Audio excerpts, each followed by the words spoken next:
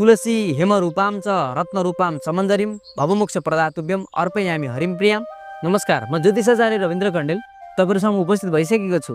अहिलेको बसाइमा हामीले निर्जला एकादशी व्रतको बारेमा भन्नेछौँ। विशेष गरेर यो जेठ महिनाको 24 गतेको दिन निर्जला एकादशी तिथि र व्रत रहेको छ र यो निर्जला एकादशी अन्य एकादशी भन्दा विशेष रहेको छ। निर्जल जल पनि पान नगरिकन व्रत उपासना गर्ने र कठोर तपस्या अथवा कठोर व्रत गर्ने भएको हुनाले यसको नाम निर्जला एकादशी रहन गएको हो। निर्जला एकादशीको बारेमा विभिन्न शास्त्रहरूमा विभिन्न महात्म्यहरू र यसको महत्त्वको बारेमा बताइएको छ। विशेष गरेर निर्जला एकादशीको व्रतको दिनमा तुलसीको दल राखेर हिन्दूहरूले आफ्नो घर घरमा तुलसीको बीजारोपण गर्ने खालको समय पनि यो हो। तुलसी हेमरूपां च रत्नरूपां समन्दरीं भवमोक्ष प्रदातुभ्यम अर्पयामि हरिं प्रियम।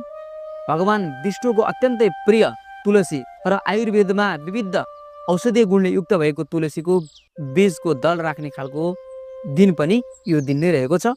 त्यसले गर्दा यो दिनको अत्यन्तै महत्त्व छ। सक्नेले जल पनि पान नगरिकन र नसक्नेहरूले फलाहार अल्पाहार गरेर पनि एकादशीको व्रतको उपासना गर्न सक्नेछन् र यसबाट पुण्य प्राप्त गर्न सक्नेछन्। र वैज्ञानिक दृष्टिकोणमा पनि 15 दिनमा एकपटक भोजन नगर्नु र स्वास्थ्यको लागि पनि फाइदाजनक हुन्छ भन्ने खालको व्याख्यानहरू सुन्न पाइन्छ। त्यसले गर्दा सबैले एकादशीको व्रत सक्ने तरिकाले गरौँ। सबैलाई निर्जला एकादशीको व्रतको शुभकामना भन्दै अहिलेको बसाइबाट बिदा चाहन्छु। धन्यवाद, नमस्कार।